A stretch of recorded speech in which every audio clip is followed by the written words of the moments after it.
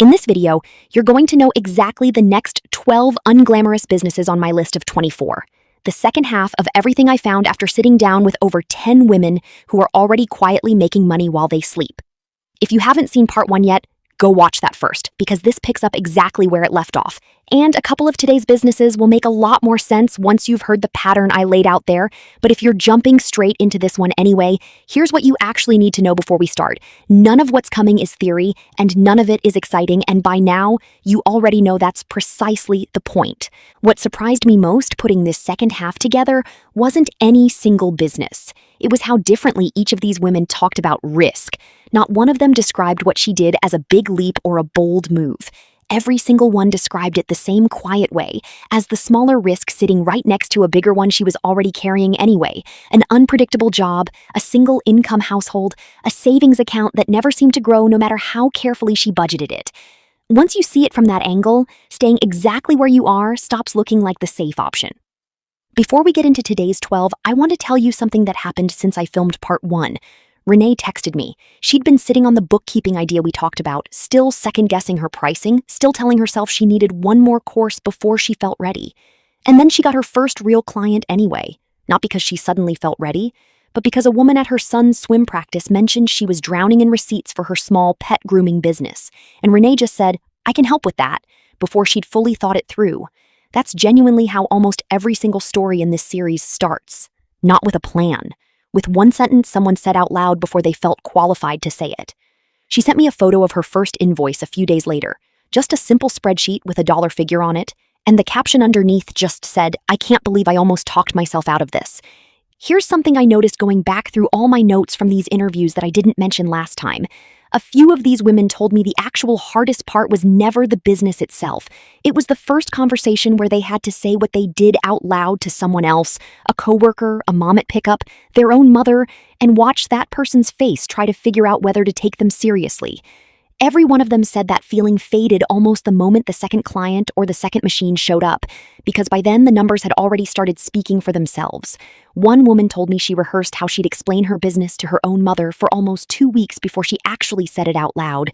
And when she finally did, her mother's only response was asking if there was room for one more client, because she happened to need exactly that service herself. Let's get into it. First today, junk removal.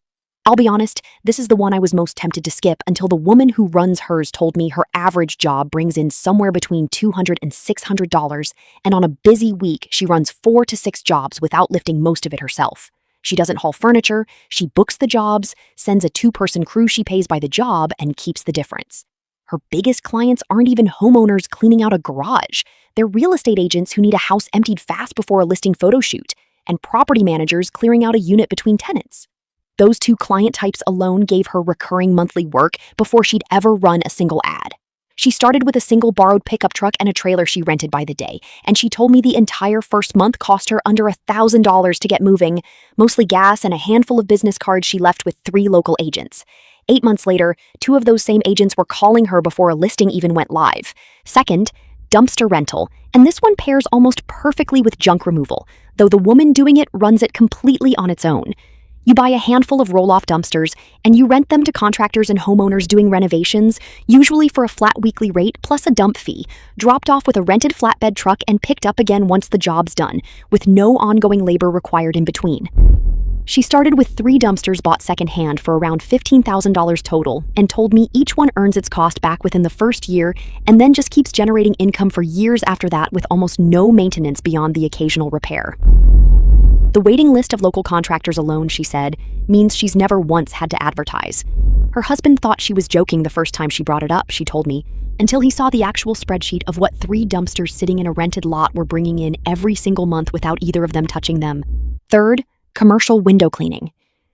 I know this sounds like the kind of thing you'd never picture yourself doing, and the woman who actually runs a small crew told me she felt exactly the same way before she started. She doesn't climb anything herself. She hires and manages a 2-person team that services office buildings and medical clinics under standing agreements that quietly roll over on their own each year. And those agreements alone bring her crew between $400 and $1,000 for a single day's work. What changed her mind, she said, was realizing the barrier wasn't money or skill. It was that almost nobody wants to be the one hanging off the side of a building, which means almost nobody bothers competing for the contract to hire someone who will. She runs the whole thing from her phone now, scheduling crews and invoicing clients between school drop-off and her own part-time job, and the two men on her crew have been with her since her very first contract 3 years ago. Fourth, and this is one I genuinely never heard of before this project, billboard and outdoor advertising space. A woman I spoke with owns 2 small billboard structures on land she leases along a state highway, and she rents that space to local businesses for anywhere from $500 to $2,000 a month per sign, depending on traffic. She doesn't design anything. She doesn't sell anything to end customers. She sells a rectangle of visibility to whoever wants their name in front of the cars that already drive past it every single day, and her tenants are almost always local: a dentist's office, a car dealership, a personal injury lawyer, businesses that need to stay top of mind for people driving the same route to work every morning. Once a sign is up, her only job is renewing the lease and cashing the check. It took her almost a year of paperwork with the county before her first sign went up, and she said that slow, boring permitting process is exactly why so few people ever bother trying, which is precisely what protects the 2 signs she already owns from ever having real local competition. Fifth, mobile notary and loan signing services. This is the one I think fits the most women watching this video right now, because a woman I talked to runs hers entirely around her kids' school schedule. She got certified in a single weekend for under $300, and now she drives to people's homes and offices to notarize documents and walk them through loan signings, earning $75 to $200 per appointment. Title companies and law offices keep her calendar full without her ever having to find a client herself, because once you're on their approved list, the referrals come from them, not from you. She fits it entirely between 2 and 4 in the afternoon most days, right in the window her kids are still at school, and she told me the appointments almost book themselves once a title company has used her twice and trusts she'll actually show up on time. That's the halfway point of today's list. 5 businesses down, and if any part of this is already making you rethink what income even has to look like for you specifically, that's exactly why this channel exists in the first place. Real numbers from real women instead of another vague list telling you to just go start something.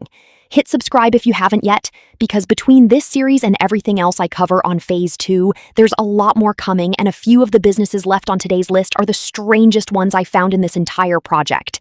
Sixth, sports card and collectible reselling.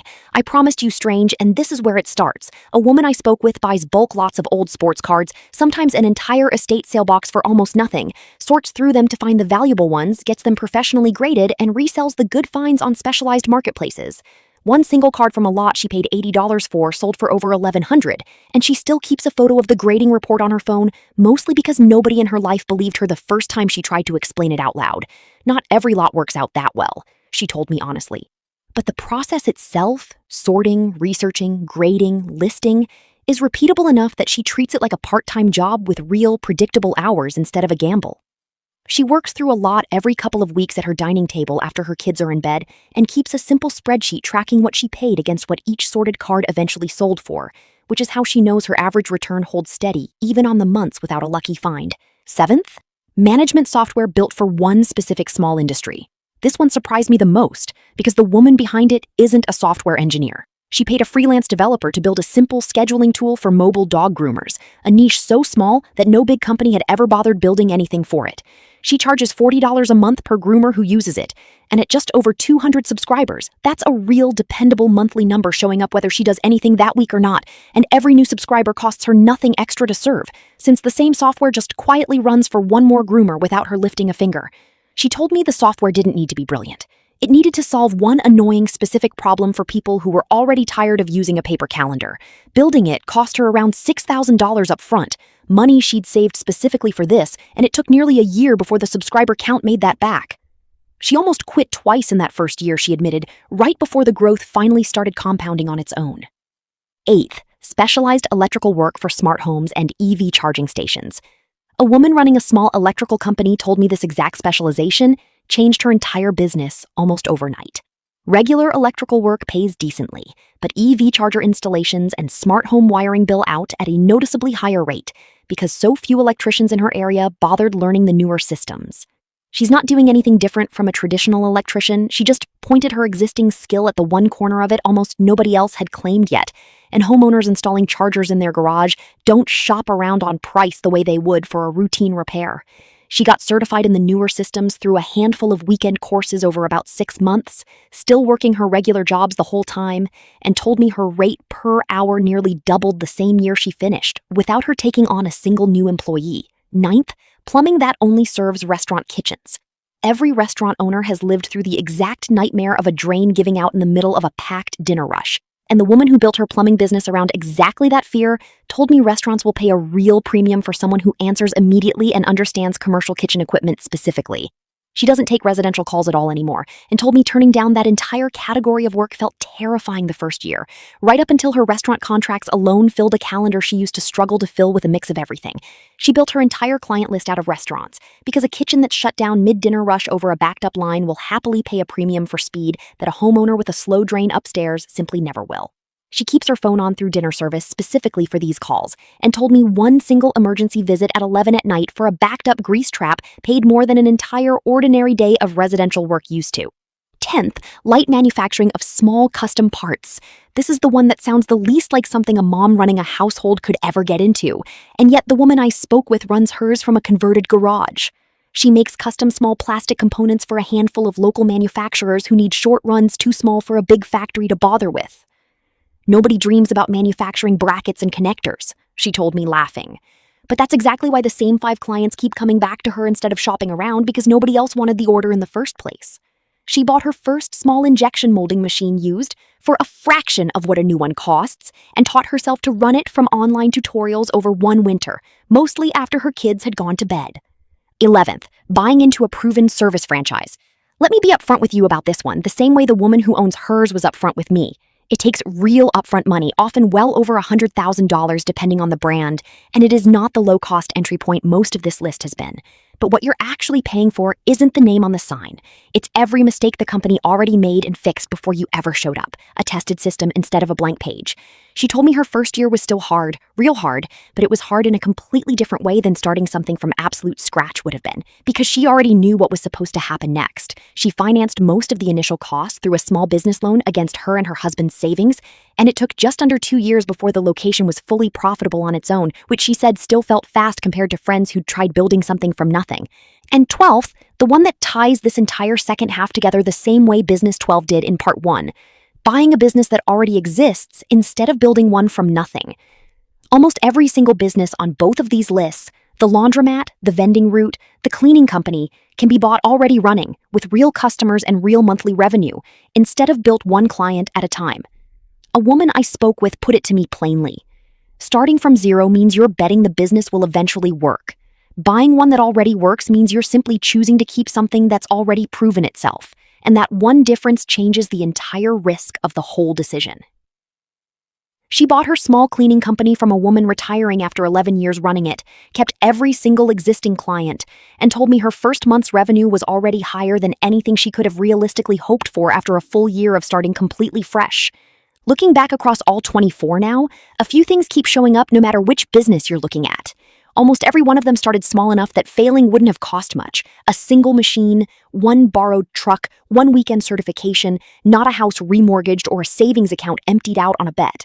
Almost every one of them turned into something recurring, a contract, a subscription, a route, instead of a one-time payday that has to be chased all over again the next month. And almost every single woman told me the exact same thing about the moment it started actually feeling real. It wasn't the first dollar. It was the second month the money showed up without her having to think about it at all. Here's what I want to leave you with today, because it's the same thing every single woman across both of these videos told me in her own words, without ever comparing notes with each other.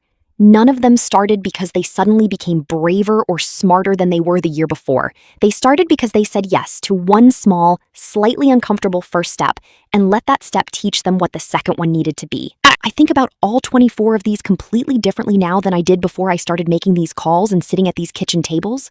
I used to think building real income outside a paycheck required some version of talent I simply didn't have. A killer idea, a knack for marketing, the right connections walking in the door.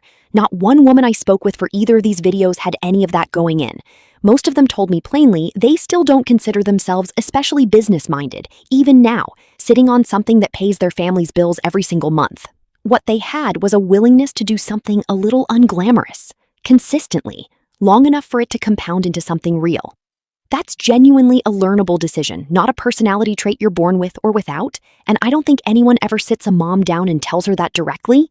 Drop a comment with whichever one from today's 12 actually made you pause, and go back and watch part 1 if you missed it, because between the two videos, that's the complete list of 24, straight from real conversations. Not a single one of them theoretical.